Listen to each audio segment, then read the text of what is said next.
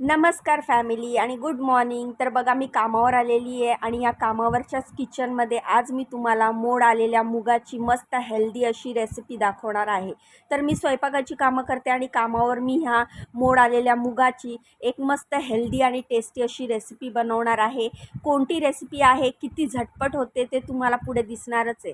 जर तुम्ही डाएट करत असाल, तुम्हाला मूग आवडत असतील किंवा तुम्हाला मुगाचं काहीतरी वेगळं असं बनवायचं आहे, तर तुम्ही ही रेसिपी नक्की ट्राय करू शकता. तर हे मूग परवा भिजवले होते आणि काल मस्त त्याला मोड आले आणि मोड आल्यानंतर मी त्याला स्वच्छ 2-3 पाण्याने धुवून घेतले. धुवून घेतल्यानंतर मी ते चाळणीत काढले. एक मिक्सरचं भांडं घेतलं, चवीनुसार हिरव्या मिरच्या घेतल्या. आता इथे हे 200 ग्राम मूग आहेत, त्यामुळे मी 4 हिरव्या मिरच्या घेतल्या आहेत. त्याच्यात 5 ते 6 मी लसूण सोलून टाकले, थोडासा आल्याचा तुकडा टाकला आहे, 1 चमचा जिरं टाकलं आहे आणि त्याच मिक्सरच्या भांड्यामध्ये मी हे मोड आलेले मूग टाकलेले आहेत. तर ह्या मिक्सरच्या भांड्यात एकूण आपण काय काय गोष्टी टाकल्या त्या पुन्हा सांगते. मोड आलेले मूग, हिरव्या मिरच्या, अद्रक आणि लसूण आणि जिरं हे सगळं टाकल्यानंतर मी एकदा छान असं फिरवून घेतलं हे मिक्सरला. त्यानंतर मी रवा घेतलेला आहे. रवा मी 4 ते 5 चमचे घेतलेला आहे. तुम्ही जेवढे मूग घेणार आहेत त्या हिशोबाने तुम्ही रवा कमी जास्त करू शकता. तर व्हिडिओ जास्त मोठा होत होता, त्यामुळे मी फास्ट फॉरवर्ड केलेला आहे आणि फास्टमध्ये तुम्हाला ही रेसिपी दाखवते. रवा टाकल्यानंतर मी त्यात 2 ते 3 चमचे दही टाकलं.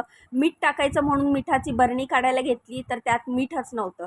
तर असं असतं, आम्ही जिथे कामावर स्वयंपाकाची कामं करतो ना, तिथे फक्त आम्हाला स्वयंपाक करायचा नसतो, तर त्यासोबत डब्यांमध्ये जे जे सामान संपतं ते रिफिल करावं लागतं. स्वयंपाक झाल्यानंतर किचन वगैरे क्लीन करावे लागतात. चॉपिंग बोर्ड, चाकू, पोळपाट लाटणं जे जे सामान आम्ही वापरतो ते क्लीन करून ठेवायला लागतं. डब्याला जर आपला हात खरगटा वगैरे लागला, तो सुद्धा आपल्याला साफ करून ठेवावं लागतं, तेव्हा हे किचन असं स्वच्छ राहतं. तर रवा टाकल्यानंतर आपल्याला फक्त एकदाच मिक्सर फिरवायचं आहे. त्यानंतर हे अशा प्रकारे आपलं बॅटर रेडी झालं आहे. हे बॅटर आता आपण 5 ते 10 मिनटं असं बाजूलाच ठेवणार आहोत. तोपर्यंत आपण ह्याच्यामध्ये ज्या ज्या भाज्या टाकणार आहेत त्या मी चिरून घेणार आहे.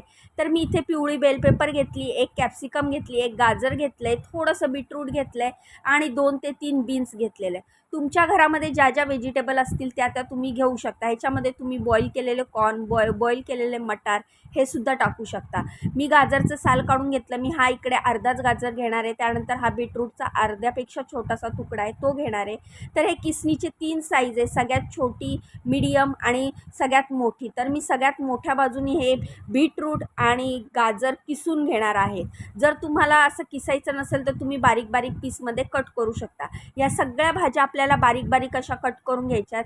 तर गाजर किसून झाल्याच्या नंतर मी बीटरूट किसलेलं आहे.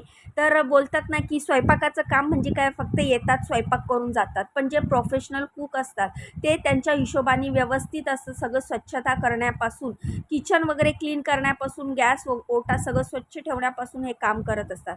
त्यातल्या त्यात आपलं काम स्वच्छ किती आहे त्या हिशोबाने आपल्याला कामं मिळत असतात. आता मला एवढे फोन येत आहेत कामासाठी, कारण की ज्या टॉवरमध्ये मी काम करते ना त्या टॉवरमध्ये ना आपलं एक त्यांचा मायगेट असा एक ॲप असतो. त्या ॲपमध्ये कुक, मेड, घरकाम म्हणजे ज्या ज्या बायका जे जे काम करतात त्यांची सगळी प्रोफाईल असते. आम्हाला प्रॉपर पास दिला जातो आणि ती जी आमची एंट्री असते ती त्यांच्या मायगेट ॲपवर असते आणि त्यामध्ये माझी जी रेटिंग आहे ती 5 आउट ऑफ 5 आहे. तर माझी रेटिंग सगळ्यात वर असल्यामुळे जो पण मायगेट ॲप ओपन करतो त्याला सर्वात आधी माझी प्रोफाईल दिसते आणि माझी रेटिंग सगळ्यात जास्त चांगली असल्यामुळे मला सगळ्या बाजूनी फोन येत आहेत. पण सध्या मी ठरवलेलं आहे की मला 3 कामं माझ्याकडे आहेत आणि मला 4थं काम अजिबात घ्यायचं नाही आहे.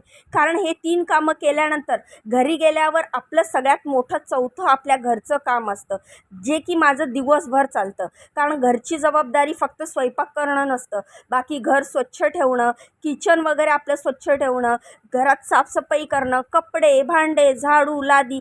ज्या घरात गृहिणी आहेत त्यांना माहितीच आहे की घरात किती सारे कामं असतात. तर हे कामाशिवाय मला कसं आहे, माझी मुलं मोठी आहेत. एक मुलगा कॉलेजला जातो, दुसरी मुलगी जॉबला जाते.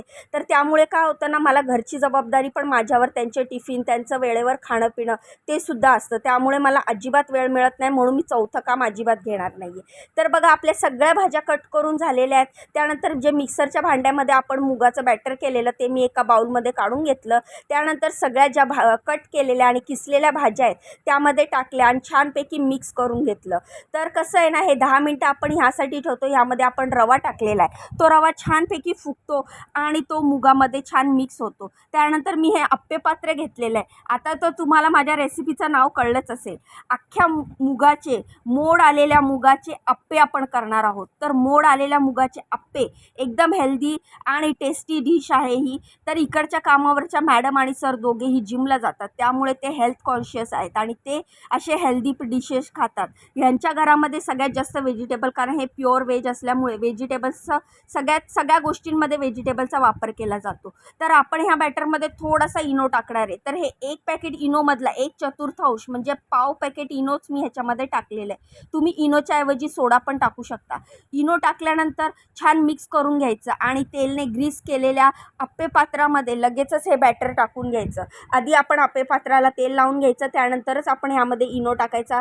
थोडंसं पाणी टाकायचं म्हणजे इनो ॲक्टिव्ह होतो आणि मग त्यानंतर हे मिक्स केल्यानंतर लगेचच आप्पे पात्रामध्ये असं आपण हे बॅटर टाकायला घ्यायचं. तर व्यवस्थित आप्पे पात्रात हे बॅटर टाकायला घेतलं. त्यामध्ये हे मुकेश भैयाचं येणं जाणं चालू होतं. मध्ये मध्ये लुडबुड चालू होती.